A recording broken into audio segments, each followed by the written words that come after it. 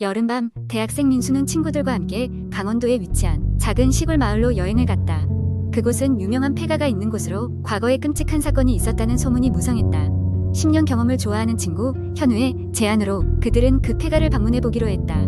밤이 깊어가고 후레쉬 조명에 의지한 그들은 나무가 빽빽이 들어선 좁은 오솔길을 따라 걸었다. 바람에 이파리가 부딪히는 소리는 등골을 오싹하게 만들었고 어두운 숲속에서는 이상한 울음소리가 들려왔다. 현우는 재밌는 듯 앞장서서 걸어갔지만 민수의 마음은 불안하게 요동쳤다. 폐가에 도착하자 그곳은 낡아 부서지기 직전인 모습이었다. 창문은 대부분 깨져 있었고 문은 오래된 자물쇠로 잠겨 있었지만 한쪽 문은 살짝 열려 있었다. 친구들은 두려움 반 호기심 반으로 문을 밀고 들어갔다. 집 안은 쓸쓸하고 신년스러웠다. 벽에는 오래된 신문지와 이상한 기호가 그려져 있었고 바닥에는 먼지가 두껍게 쌓여 있었다. 현우는 휴대폰 카메라를 켜고 귀신이 나타나기를 기대하며 방 한켠을 비추기 시작했다. 그 순간 갑자기 찬바람이 불어왔다. 민수는 갑작스러운 소름에 몸을 움츠렸다. 현우는 흥분에 찬 목소리로 뭔가 있는 것 같다 고 말했다. 그들은 집안을 더 깊이 탐험하기로 했다. 2층으로 올라가는 계단은 삐걱거렸고 조심스럽게 발을 디딜 때마다 우드득거리는 소리가 났다. 2층에 올라서니 긴 복도가 이어져 있었고 여러 개의 방들이 나타났다. 각 방은 저마다 다른 이야기들을 간직하고 있는 듯했다. 어느 방에 들어가니 낡은 옷장과 부서진 침대가 있었다. 그 방에서는 이상한 냄새가 났고 벽에는 누군가 손톱으로 긁은 듯한 자국이 남아 있었다. 갑자기 민수는 이투구것 뒤에서 인기척을 느꼈다. 뒤돌아보았지만 아무것도 없었다. 그저 어둠뿐이었다. 민수의 마음속에 불안감이 조금씩 자라났다. 그는 이유 없이 불안해지기 시작했고 현우와 다른 친구들에게 지금 나가자고 설득했다.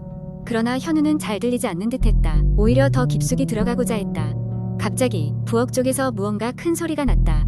모두 그쪽으로 향했다. 부엌에 도착하니 내버려진 오븐과 부서진 식기들이 널려 있었고 방금 전의 소리는 마치 누군가 일부러 물건을 떨어뜨린 소리 같았다. 그 순간 오븐 문이 천천히 열리고 안에서 검은 그림자가 나왔다. 모두 비명을 지르며 뒤로 물러섰다. 그림자는 점점 형태를 갖추더니 이내 허공으로 사라졌다. 놀란 친구들은 허겁지겁 집 밖으로 빠져나왔다. 밖에 나오니 등골이 서늘해졌던 긴장감이 조금씩 풀어졌다. 그러나 아직 그들은 믿을 수 없었다. 현우는 그래도 카메라에 찍힌 영상을 확인하겠다며 득의양양해했다. 그러나 영상에는 전혀 이상한 것이 찍혀있지 않았다. 어떤 그림자도 어떤 소리도 담겨있지 않았다. 그날 밤 숙소로 돌아온 민수는 쉽게 잠들지 못했다. 그러다 간신히 잠이 든 그는 이상한 꿈을 꾸기 시작했다. 꿈속에서 그는 다시 그 폐가에 서 있었고 그곳에는 소녀가 한 명 서 있었다. 소녀는 하얀 옷을 입고 울고 있었다. 민수가 다가가자 소녀는 고개를 들어 민수를 바라보았다. 여기서 나가. 깨어난 민수는 이마에 땀이 흥건했다. 시계를 보니 새벽 3시였다. 그날 이후 민수는 그 폐가가 무언가 비밀을 간직하고 있음을 직감적으로 느꼈다. 하지만 그의 마음 한구석에는 다시는 그곳에 가고 싶지 않다는 두려움이 자리 잡고 있었다. 이후로 마을 주민으로부터 그 집에 얽힌 끔찍한 과거가 더 많이 이야기되었다. 과거에 그곳에서 일어난 비극적인 사건과 그로 인해 떠돌고 있는 원혼 이야기가 민수의 기억 속에 깊이 새겨져 오래도록 그를 괴롭혔다. 이렇게 여름날의 짧지만 길게 느껴졌던 공포의 경험은 민수와 친구들에게 결코 잊을 수 없는 이야기가 되었고 이후 그들은 어디를 가든 신중하게 행동하게 되었다. 두 번째 이야기. 어느 날 나는 평소처럼 인터넷 커뮤니티를 둘러보고 있었습니다. 다양한 유머글과 뉴스 기사들 사이에서 한 가지 공포스러운 제목의 글이 눈에 띄었습니다. 제목은 지하 주차장에서 마주친 것이었습니다. 호기심이 발동하여 클릭을 했고 그렇게 나는 그날 밤 잠을 잘 수 없게 되었습니다. 글쓴이는 얼마 전 이사를 한 새 아파트에서 겪은 일을 털어놓았습니다. 그는 늦은 밤 회사에서 야근을 마치고 귀가하던 중이었다고 합니다. 아파트에 도착해 지하주차장에 차를 세우고 엘리베이터를 타러 가는 길이었습니다. 평소처럼 조용하고 어두운 주차장이라 별다른 느낌 없이 걸어가고 있었는데 갑자기 기분이 싸해졌다고 했습니다. 어딘가 모르게 느껴지는 불길한 기운에 주위를 둘러봤지만 아무것도 보이지 않았습니다. 잠시 걸음을 멈추고 귀를 기울였는데 멀리서 밝고 가벼운 쇠 구르는 소리가 났다고 합니다. 공놀이를 하는 듯한 소리였지만 시각은 자정을 넘긴 시각이었고 이 시간에 아이들이 주차장에서 놀고 있을 것 같지는 않았습니다. 소리가 나는 쪽으로 고개를 돌리자 그곳에는 작은 그림자가 있었습니다. 실루엣을 보니 분명히 아이의 모습이었지만 이상하게도 특징이 보이지 않았습니다. 무언가 불길한 느낌이 들어 서둘러 엘리베이터 쪽으로 발길을 옮겼습니다. 무시하고 걸음을 재촉했지만 그 소리는 점점 가까워졌고 곧 등 뒤에서 웃음소리마저 들렸습니다. 어린아이의 순수한 웃음소리에 등골이 오싹해진 그는 순간 이 상황 자체가 비정상적임을 깨달았습니다. 엘리베이터 문에 가까워질수록 그 웃음소리는 커져만 갔습니다. 문이 열리자마자 엘리베이터로 뛰어들어 버튼을 눌렀고 문이 닫히기 직전 확실히 보았습니다. 주차장 끝에서 다가오는 것은 다름 아닌 형체가 애매한 검은 덩어리였습니다.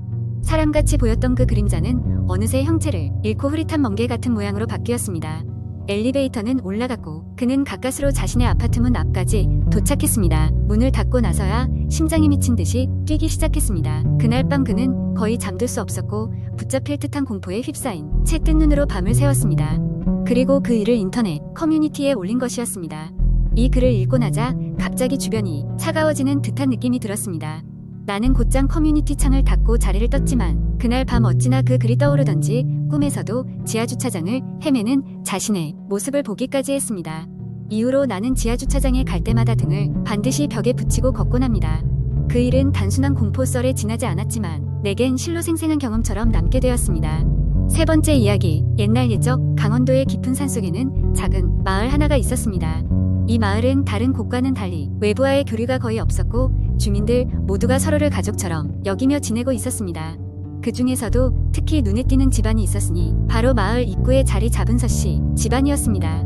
서씨 집안은 그 마을에서 가장 오래된 집으로 수백 년간 그 자리를 지켜오며 마을의 역사를 고스란히 담고 있었습니다. 그러나 그 집안에는 결코 바깥으로 새어나오지 않는 비밀이 하나 있었으니 그것은 바로 서씨의 저주라 불리는 것이었습니다. 이 저주는 몇 세대를 건너뛰어 나타났으며 첫 번째 저주가 시작된 시점은 조선시대 말기로 거슬러 올라갑니다. 당시 서씨 집안의 가장이었던 서영주는 새로 들어온 이방인과의 사소한 말다툼 끝에 그를 죽이고 말았습니다. 마을 주민들은 그 상황을 덮으려 했으나 이방인의 가족은 그 일로 저주를 남겼다고 전해집니다. 그리고 그것이 사실인지 아닌지는 알 수 없지만 그 이후로 서씨 집안에는 알 수 없는 불행들이 끊이지 않았습니다. 첫 번째 저주는 서씨 집안의 자손 중 가장 사랑받는 자식이 18세가 될 무렵 비극적인 죽음을 맞이하는 것이었습니다. 이러한 일은 세대를 건너뛰며 반복되었고 마을 사람들 사이에선 이는 모두 그 저주 때문이라 믿게 되었습니다. 몇 년 전 현 세대의 서씨 집안에서 가장 사랑받고 있던 소녀 서지영이 있었습니다. 그녀는 아름답고 똑똑하며 동네 사람들이 모두 아낄 정도로 사랑스러운 아이였습니다. 하지만 그녀가 18세가 되던 해 복숭아 나무 아래에서 싸늘한 시신으로 발견되었습니다. 마을 사람들은 놀랐지만 이미 예상된 비극이었기에 서씨 집안의 가족들은 그들의 운명을 받아들일 수밖에 없었습니다. 그러나 서지영의 죽음 이후 마을에서는 알 수 없는 일이 벌어지기 시작했습니다. 밤만 되면 서씨 집안의 창밖에서 여린 소녀의 흰 그림자가 집안을 배회한다고 했습니다. 문을 쾅쾅 두드리는 소리가 들리면 그것은 지영의 목소리로 문 좀 열어줘, 나 집에 가고 싶어 라는 소리가 들려오곤 했습니다. 마을 사람들은 점점 두려움에 떨었고 서씨 집안의 마지막 남은 사람인 서할머니는 지친 얼굴로 마을 사람들에게 도움을 요청했지만 아무도 그 집에 들어가려 하지 않았습니다. 결국 그녀는 집에 홀로 남아 저주를 끝낼 방법을 찾기 위해 옛 문헌들을 뒤지기 시작했습니다. 어느 날 밤 서할머니는 다락방에서 오래된 두루마리를 발견했습니다. 두루마리에는 저주를 풀 수 있는 방법이 적혀 있었는데 그것은 가족의 누군가가 자신의 생명을 바쳐 원혼을 달래야 한다는 내용이었습니다. 날이 밝자 서할머니는 결심했습니다. 저주를 끝낼 수만 있다면 자신이 지영의 자리에 서겠다고 말입니다. 그 후 서할머니는 집안의 또 다른 복숭아 나무 아래서 차가운 몸으로 발견되었습니다. 마을 사람들은 그녀의 용기를 칭송하며 장례를 치렀고 그날 밤 이후로는 서씨 집안에서 이상한 소리가 들리지 않게 되었습니다. 그러나 사람들은 잊지 않습니다. 서씨 집안의 저주를 말입니다. 언젠가 저주의 씨앗은 다시 살아날 것이고 그때도 누군가는 그 저주를 막기 위해 스스로의 생명을 희생해야 할 것입니다. 그렇게 시간이 흘러 마을은 점점 외부와의 교류가 늘어나며 활기를 되찾았지만 여전히 밤이 오면 사람들은 무심코 창문을 잠그며 서씨 집안을 바라보곤 합니다. 혹시 모르니까요. 혹시라도 그 저주가 다시 시작될지. 그때가 되면 그들의 운명 또한 예측할 수 없는 것이니까요. 네 번째 이야기. 나는 얼마 전 오랫동안 비어있던 시골 할머니 댁을 정리하기 위해 한적한 마을로 내려갔다. 할머니께서는 몇 년 전에 돌아가셨고 그 집은 그 이후로 아무도 손대지 않은 상태였다. 주변 사람들은 그 집에 이상한 기운이 돈다고 늘 이야기했다. 특히 마을 아이들은 저녁이 되면 그 집 근처에도 가지 않으려 했다. 나는 그런 얘기를 믿지 않았고 그저 집을 정리할 생각뿐이었다. 도착했을 때 집은 녹이 쓴 대문과 덩굴이 얽혀버린 정원이 나를 맞이했다. 안으로 들어가니 집 안은 먼지와 거미줄로 가득했다. 나는 일을 빨리 끝내고 싶었기에 곧바로 청소와 정리를 시작했다. 그러던 중 이상한 사진 한 장을 발견했다. 할머니가 젊은 시절 친구들과 찍은 사진이었는데 그들에게는 오싹하면서도 익숙한 느낌이 들었다. 모든 사진에서 왼쪽 마지막 줄에 서 있는 한 인물은 마치 그림자처럼 얼굴이 알아볼 수 없었다. 그 사진 속 그림자가 내 신경을 자꾸 건드렸다. 그러는 사이 해가 저물어 어둠이 깔리기 시작했다. 슬슬 저녁을 먹고 쉬어야겠다고 생각하며 차를 끓였다. 그런데 갑자기 집안에서 이상한 소리가 들리기 시작했다. 층계 계단을 밟는 소리, 문이 삐걱거리는 소리, 그리고 어디선가 들려오는 속삭이는 소리. 누군가 집안에 있는 느낌이 들어 모든 방을 확인했지만 아무도 없었다. 기분이 이상해진 나는 그만 집을 나와 차에서 잠을 청하기로 했다. 그러나 차에서도 이상한 느낌은 가시지 않았다. 마치 누군가가 계속 나를 노려보는 듯한 느낌이 들었다. 결국 한숨도 못 자고 아침이 되어서야 다시 집으로 돌아갔다.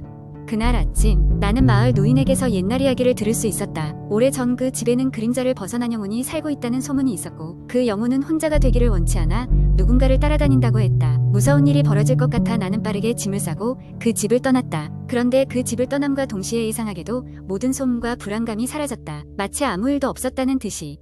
마을을 떠나며 뒤돌아본 집은 여전히 어둠 속에 잠겨 있었다. 그리고 내가 떠날 때 창문에 비친 그 그림자 같은 인물은 미소를 짓고 있었다. 그날 이후로 나는 그 마을에 가지 않았다.